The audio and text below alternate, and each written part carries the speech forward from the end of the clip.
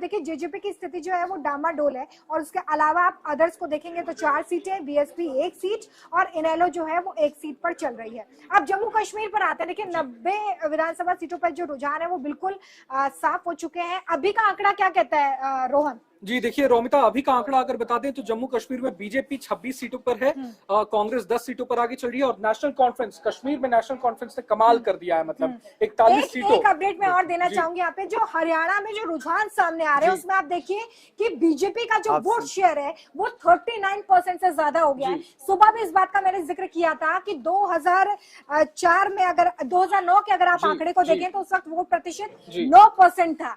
2009 से लेके 2024 तक की बात कर रहे हैं और अब हम 39 वोट परसेंटेज की बात कर रहे हैं। ये बताता है रोहन, विशाल, मोहित कि बीजेपी ने पुरजोर मेहनत हरियाणा में की है। बिल्कुल, बीजेपी ने बहुत ज्यादा, मतलब एक तरीके से बीजेपी का जो एक पैटर्न रहा, उन्होंने जो लोकसभा चुनाव से सीखी, बहुत ज्यादा हाइप पे नहीं जाना है, ग्राउंड पे उन्होंने एक एक चीज को साधा। बड़ी बात ये भी थी कि उन्होंने और जो तीन लाल की राजनीति थी हरियाणा में उससे निकल कर बाहर चीज है कि कांग्रेस से कई सारे बड़े नेता, चाहे किरण चौधरी हो, कुलदीप बिश्नोई हो, कई बड़े चेहरे जो है बीजेपी ने अपने साथ लिए। और किरण चौधरी जो है वो उन्हें बीजेपी की तरफ से राज्यसभा भेजा गया। उनकी बेटी इस वक्त तोशाम से चुनावी मैदान में है और सबसे अच्छी बात है वो आगे भी चल रही है इस सीट से। इस वक्त ये बड़ा अपडेट उनके लिए भी सामने आ रहा है। जी बिल्कुल। और हरियाणा में अगर हम बात कर रहे हैं तो हरियाणा में बड़ी चीज जो एक दिख रही है कि केंद्रीय मंत्री राव इंद्रजीत सिंह अपने पूरे इलाके को बीजेपी के तरफ जिताने में सफल हो रहे हैं। बस वो अपने बेटी की जो अटेली की सीट है वहां पर उनकी बेटी ही खुद पीछे चल रही है। तो ये एक बड़ा जो है झटका भी राव इंद्रजीत सिंह के लिए। सारा अपना एरिया, पूरा अहरवाल वो जिताते हुए दिखाई दे रहे हैं, लेकिन अब उनकी बेटी जो है अपनी सीट जो है उनपे वो। अच्छा, इस वक्त एक बड़ी खबर आ रही है, महबूबा मुफ्ती की बेटी इल्तिजा मुफ्ती ने ट्वीट करके हार स्वीकार कर ली है। उन्होंने लिखा है कि मैं जनता का फैसला स्वीकार करती हूँ। बिजबहरा में सभी से मुझे जो प्यार और स्नेह मिला वो हमेशा मेरे साथ रहेगा।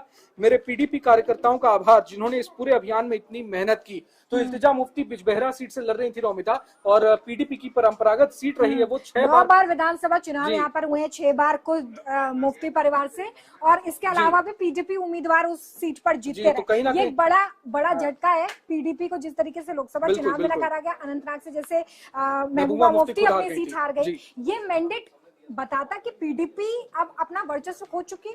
देखिए हुआ क्या है कि जिस तरीके से उन्होंने 2014 में भारतीय जनता पार्टी के साथ जाकर सरकार बना ली थी, तो उसके बाद वो भरोसा भी जता नहीं, लोगों के जीत ही नहीं पाए, रिवाइव ही नहीं कर पाई। क्योंकि खास तौर पर उस वक्त जो कहा गया था कि जमात इस्लामी ने पीडीपी को समर्थन दिया था, उसके बाद वो कई सारी सीटें जीतने में कामयाब रही। इस बार जमात इस्लामी ने भी पीडीपी से अपना समर्थन लेकर इंजीनियर रशीद को दे दिया। दरअसल इंजीनियर रशीद के साथ क्या हो गया कि जो नेशनल कॉन्फ्रेंस और पीडीपी थी, इन्होंने ये मैसेजिंग की कि इंजीनियर रशीद को जानबूझकर यहाँ पर खड़ा किया जा रहा है और केंद्र या फिर सेंट्रल एजेंसियां उनको यहाँ पर प्लांट कर रही है चुनाव में।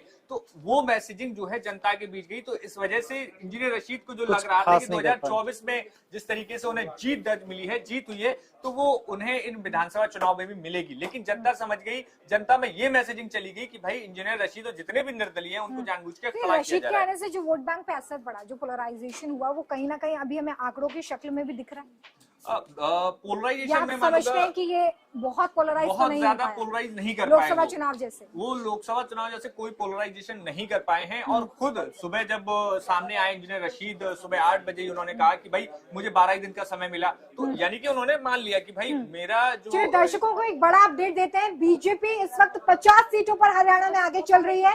नायब सिंह सैनी जो कि लाडवा सीट से इस वक्त चुनावी मैदान में, वो 6000 वोटों से आगे चल रहे हैं। इसके अलावा भी कई सीटें जिस पर बीजेपी इस वक्त आगे चल रही है। और सबसे चौंकाने वाली बात यह है कि 9 बजे तक जो कांग्रेस आपको आंकड़ों की शक्ल में सबसे आगे नजर आ रही थी, ये भी लग रहा था कि कहीं 60, 65, 70 तक ये आंकड़ा ना पहुंच जाए, वो अब लगातार सिमटती हुई 35 पर आ गई है। लेकिन अभी रोहन ये मान लिया जाए, क्योंकि ये माना जाता है कि 10 बजे तक जो आंकड़े सामने आते हैं वही दिन भर रहते हैं, और वो तस्वीर काफी हद तक पास होती हुई नजर भी आ रही है। बिल्कुल रोमिता, 11:30 बज गए हैं और सबसे अहम बात जो यहाँ पर हो जाता है वो ये है कि करीब महज अब 7 सीटें ऐसी रह गई हैं जहां वोटों का अंतर महज 1000 से कम है। तो इसका मतलब ये है कि बीजेपी ने जितनी सीटों पर लीड बना रखी है, अब उसे आप रिजल्ट मान सकते हैं, फाइनल मैंडेट आप मान सकते हैं कि बीजेपी की सरकार बनने जा रही है हरियाणा में। 50 सीटों की जो लीड माफ कीजिएगा, लीड जो 16 सीटों की बना रखी है बीजेपी ने, तो आप देख लें गुड़गांव सीट आप ले लें, चाहे फरीदाबाद सीट ले लें, चाहे आप बल्लभगढ़ की बात कर लें,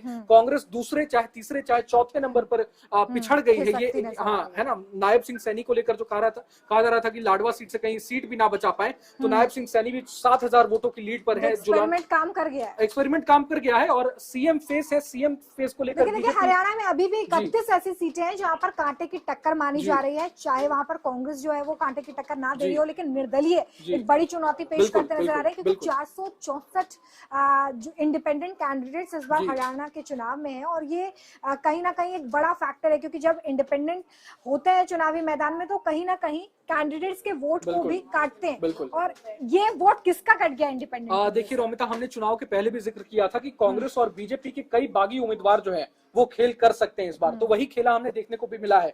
आम आदमी पार्टी की कोशिश ये थी कि आम आदमी पार्टी चुनावी मैदान में उतरी, कांग्रेस से अलग होकर अलायंस नहीं हो पाया, उसकी कोशिश ये थी कि 1% वोट शेयर जी आम आदमी पार्टी का 1%। तो वोट शेयर आम आदमी पार्टी को तो नहीं मान सकते कि वोट काटा उसने, लेकिन जेजेपी के बहुत नेता ऐसे थे जिन्होंने बीजेपी शामिल कर ली, कांग्रेस में शामिल हो गए, और फिर कुछ ऐसे नेता थे जो निर्दलीय उतर गए थे मैदान में।